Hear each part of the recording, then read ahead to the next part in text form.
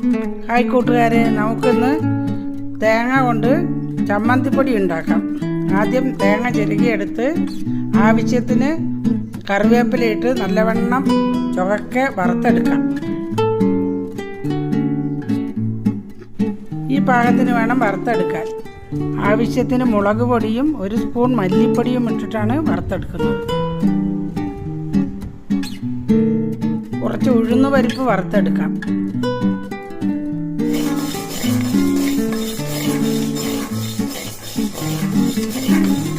ആവശ്യത്തിന് പുളിയും ഉപ്പും ഇട്ട് തേങ്ങ വറുത്തത് മിക്സിയിൽ അടിച്ചെടുക്കാം.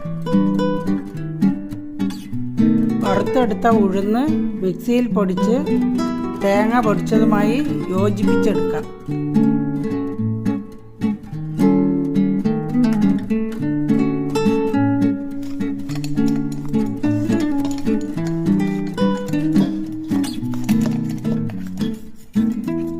സ്വാദിഷ്ടമായ ചമ്മന്തിപ്പൊടി റെഡി ആയിട്ടുണ്ട് കൂട്ടുകാരെ.